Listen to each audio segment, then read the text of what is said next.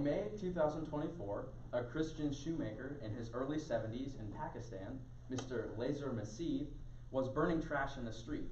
As soon as he turned away and went back into his home, somebody threw a Quran into the flames. Burning pages of the Quran is illegal in Pakistan under blasphemy laws and carries with it a life sentence.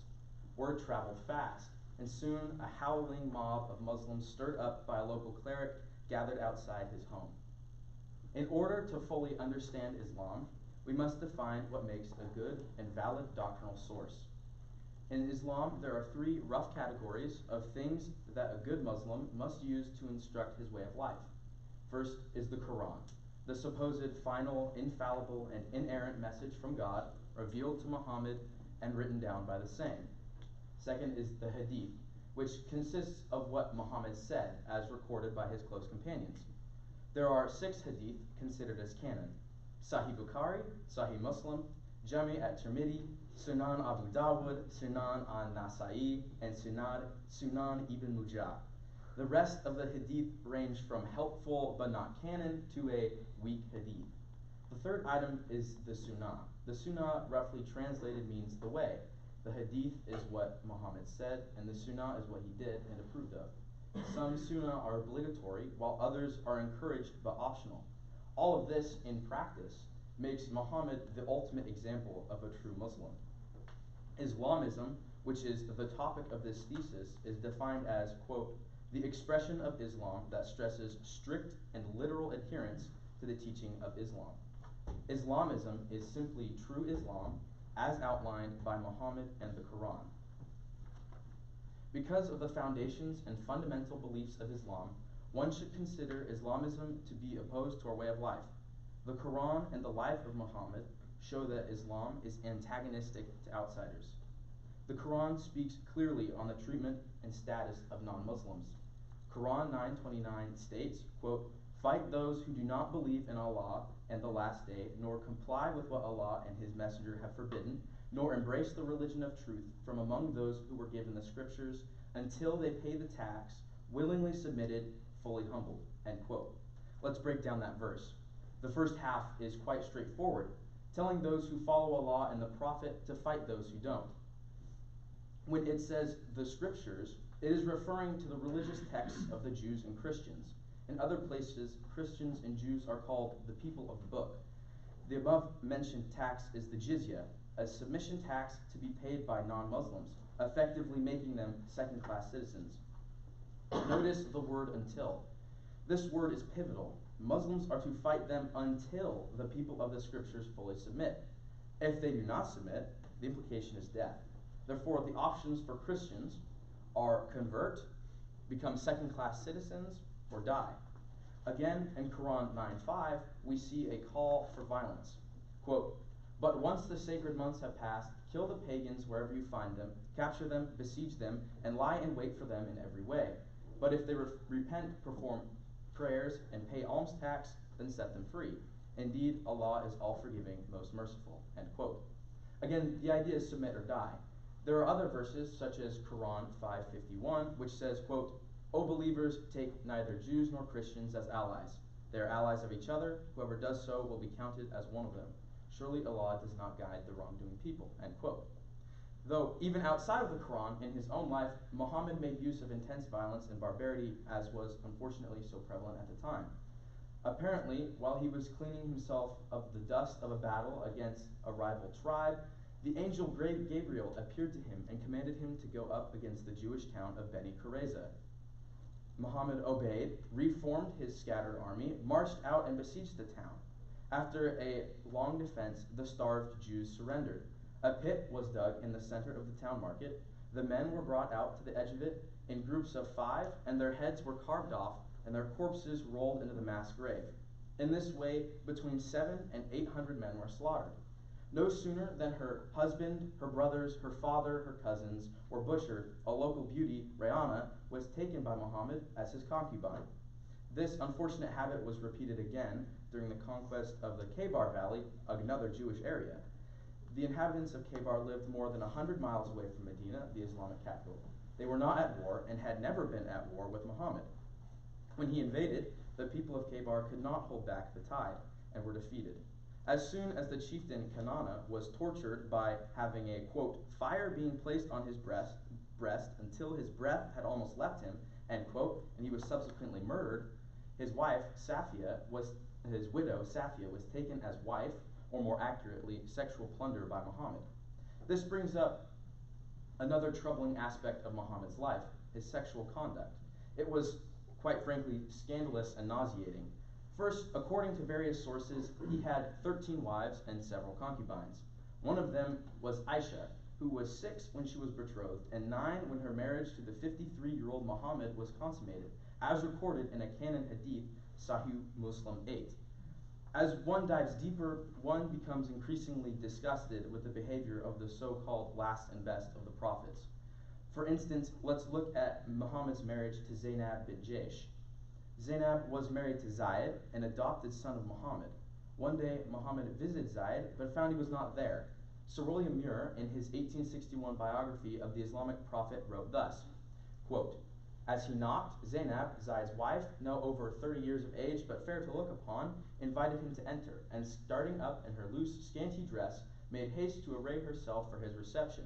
But the beauties of her figure through the half-open door had already unveiled themselves too freely before the admiring gaze of Muhammad, end quote. In his lust, Muhammad uttered, quote, gracious Lord, good heavens, how thou dost turn the hearts of men, end quote. Zainab overheard this, and had no reservations about relating it to her husband, who, upon hearing the news, went to Muhammad and offered to divorce Zainab for him. According to Arabic customs, a union between the two would be sinful and scandalous. But when all seemed lost for the poor prophet, glorious Allah came through with a new revelation that Muhammad must have Zainab for himself. This well-timed message is recorded in Quran 33:37. And remember, O Prophet, when you said to the one for whom Allah has done a favor, and you have done a favor, that is Zayd, keep your wife and fear Allah, while concealing within yourself what Allah was going to reveal. And so you were considering the people, whereas Allah was more worthy of your consideration. So when Zayd totally lost interest in keeping his wife, we gave her to you in marriage, so that there would be no blame on the believers for marrying the ex-wives of their adopted sons after their divorce, and Allah's command is totally binding, end quote. And if he ever got bored with his expansive harem of women, Quran 4:24 says, quote, also forbidden are married women, except female captives in your possession, end quote. Muhammad died in 632, but as we all know, Islam did not end with him. For the next 1400 years, the Islamic world would wage a bloody war on Western civilization. They would constantly go on jihad against the Christian world, killing and enslaving as they went. Contrary to what one might find on the internet, jihad is a clearly outlined Muslim doctrine. With a simple internet search, we find jihad defined as a struggle against the enemies of Islam and the spiritual struggle within oneself against sin. Notice that second definition. There are 164 verses in the Quran alone, not to mention hadith, about jihad. Unlike westernized Muslims attempting to whitewash the more unsightly areas of their religion, Allah and Muhammad don't mince their words. Quran 4:95 says, not equal are those believers remaining at home and the mujahideen who strive and fight in the cause of Allah with their wealth and their lives. Allah has preferred the mujahideen through their wealth and their lives over those who remain by degrees. And to both, Allah has promised the best reward. But Allah has preferred the mujahideen over those who remain behind with a great reward, end quote. And also, in Quran 9:111, Allah has indeed, quote, Allah has indeed purchased the believers their lives and wealth in exchange for paradise. They fight in the cause of Allah and kill or are killed, end quote. Furthermore, Muhammad himself said, quote, lining for battle in the path of Allah is worthier than 60 years of worship, end quote. This doctrine creates a sort of win-win situation for Muslims more prone to the basest of human impulses. Lazy Muslims who slack in their prayers and fasting, or who commit sins, may go on jihad and have all of their spiritual troubles erased, as well as glut themselves on the plunder and women they take. The idea of jihad and the doctrine of loyalty and enmity, which is simply put a deification of tribalism, loyalty to your tribe and the great Islamic tribe, and enmity to others, are mixed to create a violent cocktail. It should be no surprise to us then that Islam moved against Christianity almost immediately and continued to do so for over 1,000 years. From Muhammad's time until the fall of the Ottoman Empire in 1923, fundamental Islam marched against Christendom. There is a lot of interesting, powerful history here, but on account of time, it had to be removed. In our day, weak Western politicians have allowed radical clerics and Islamist groups like the Muslim Brotherhood to take root in our society. As with all arguments, there are counter-arguments, and I'll do my best to address the most common questions. First, let's get this out of the way. What about horrific things Christians have done in the name of Christ? That is a whataboutism fallacy, a fallacy of distraction. Regardless, Christians have done horrible things, and there's no denying it. The difference is this. In Christianity's source text, the Bible, disciples are not commanded to kill those of other religions, nor are they instructed to have loyalty only to other Christians and enmity to all others. In fact, the Lord commanded his followers in the Great Commission to make disciples of all nations and to love their enemy and pray for their persecutors. This doesn't mean Christians can never defend themselves and their households from invaders. In fact, in his last days, Jesus told his disciples who did not have a sword to buy one. As shown previously, the Quran commands Muslims to either have non-believers convert or die. Some might still say that the God of the Bible commanded violence in the Old Testament. The problem with that is this. God gave that specific command to a specific people at a specific time, and the command was completed. Next, it is logical to argue it is wrong to lump all Muslims in with the worst of the worst. In fact, most Muslims hate jihadists. First, Muslims aren't being lumped in together. This thesis isn't a critique of Muslims. Instead, it is a critique of Islamism as an ideology and philosophy. Second, all Muslims don't hate jihadists.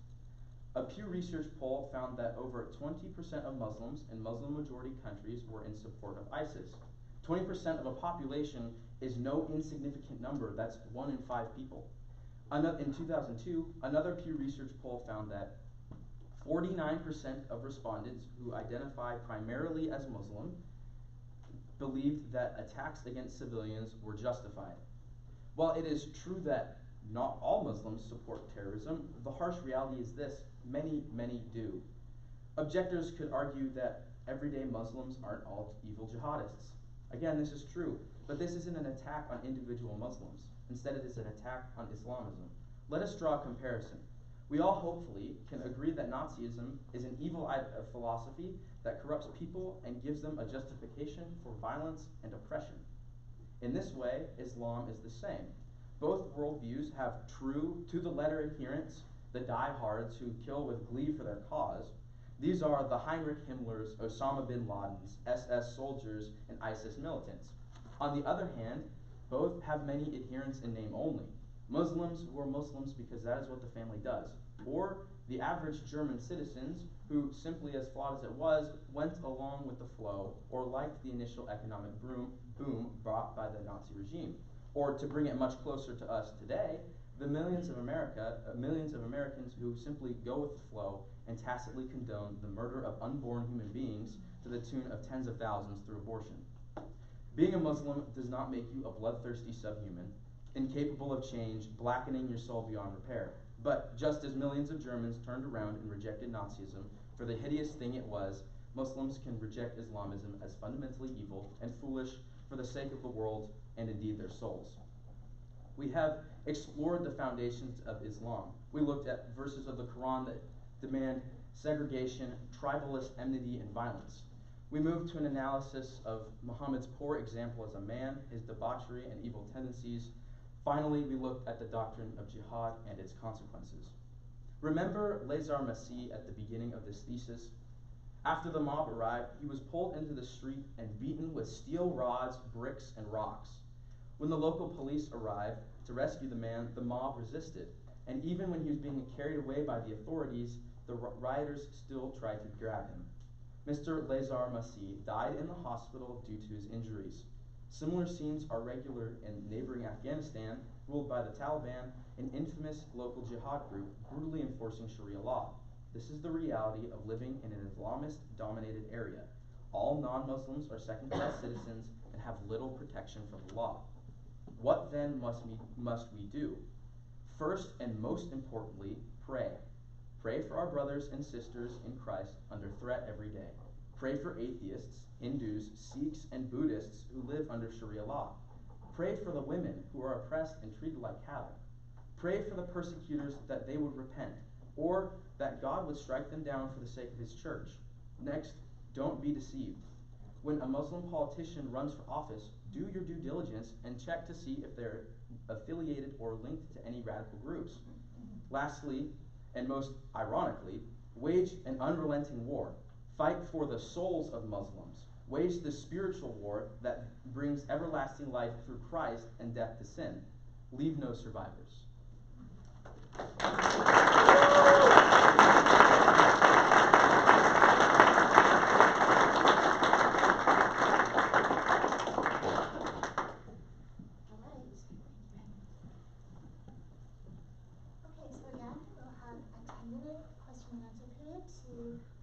This topic with Henry. So does someone have a question to start us off today? Yes, Mark. Would you, what type of laws would you put in place to ban Islam? And if you would, which ones would you do?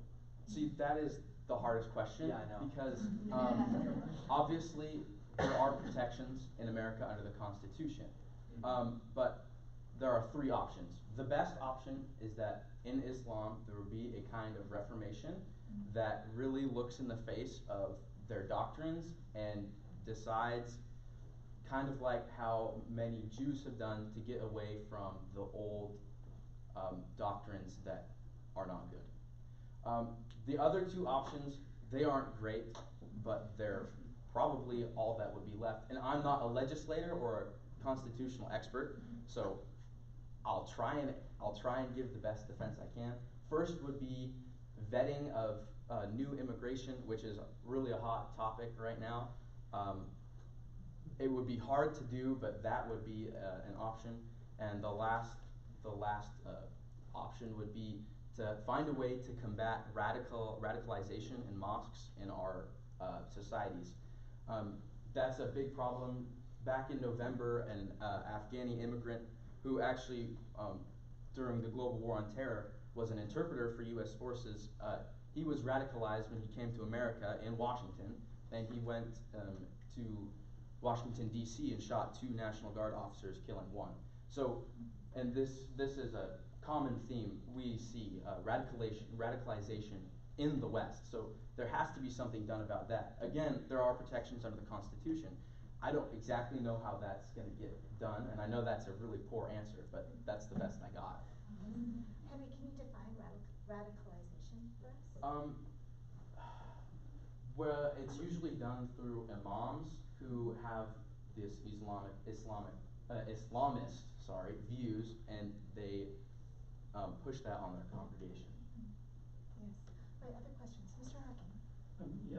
Could you talk a little bit about the difference between a Shia and a Sunni with respect to, let's say, Arabs and Iranians, and how that affects your thesis?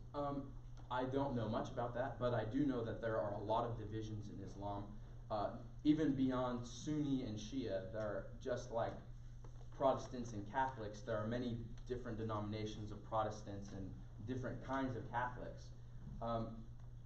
I know very little about what makes Shias different from Sunnis. It has to do with a messianic figure and the line of succession from Muhammad, the caliphs, the caliphate. Who does it pass on to? That's what it went back to. I can't really speak on the modern day Shia-Sunni infighting.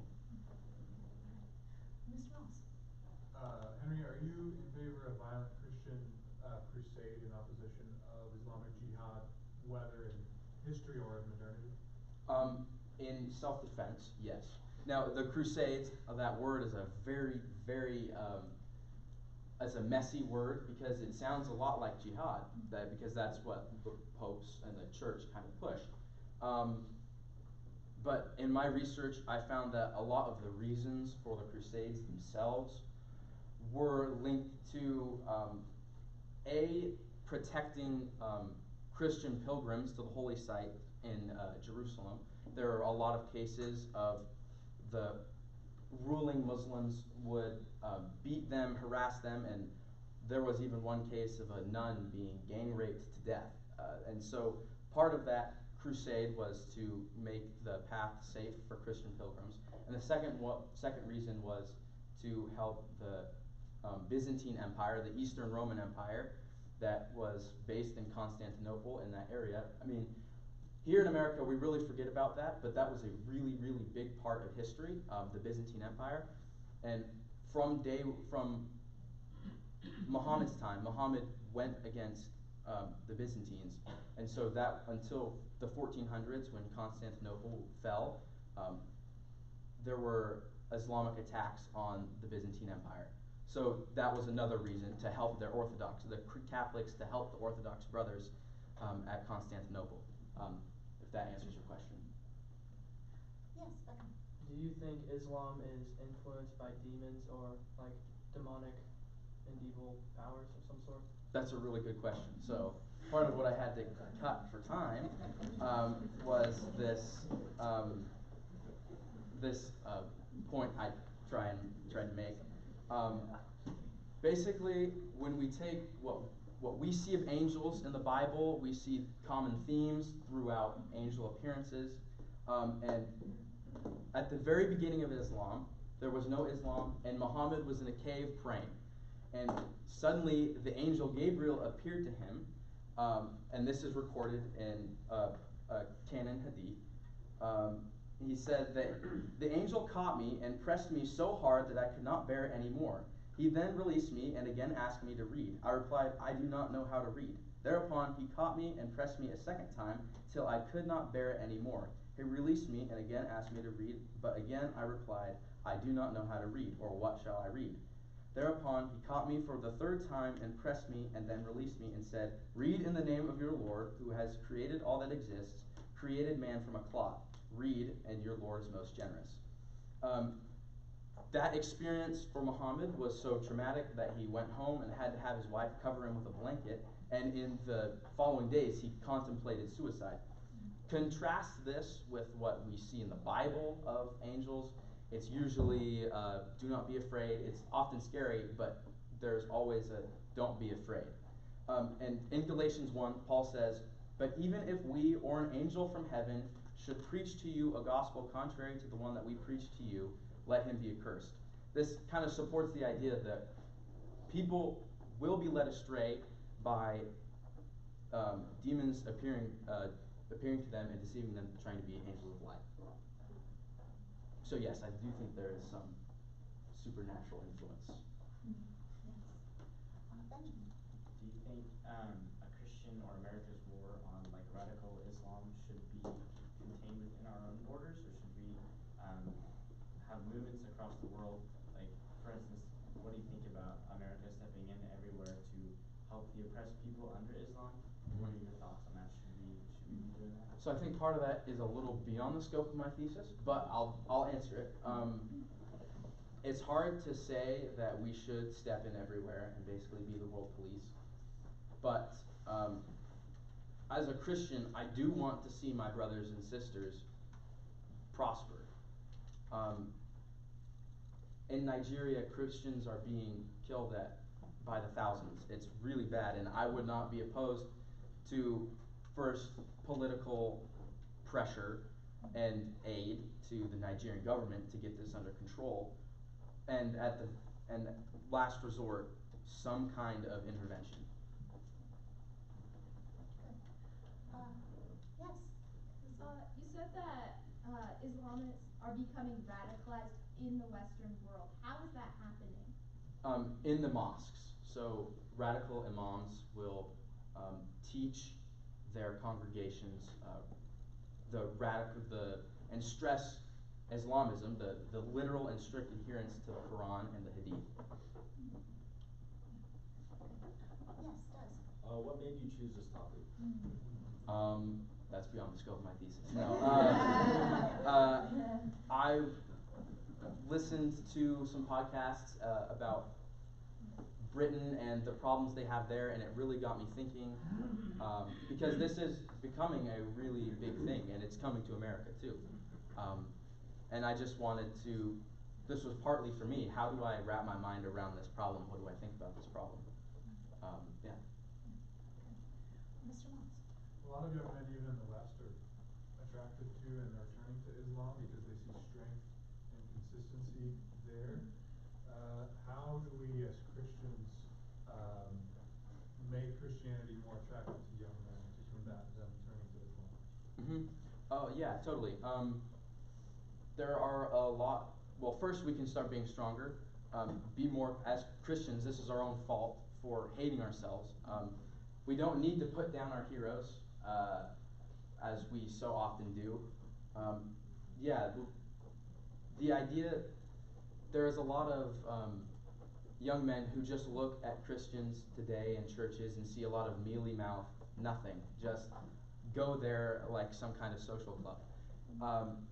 And there will always be people who think that, because Christianity does preach be meek, be humble, but we can also be realistic here.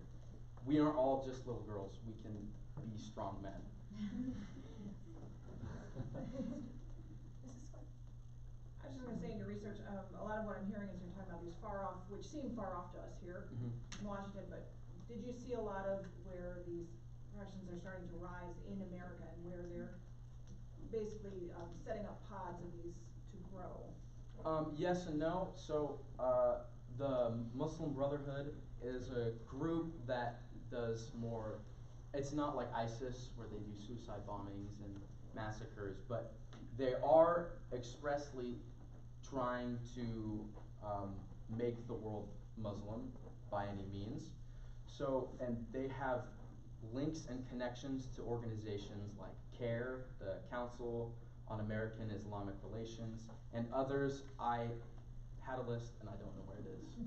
So, yeah. Yes. Good. I'm sorry, we are out of time, so I'm going to congratulate you, Henry.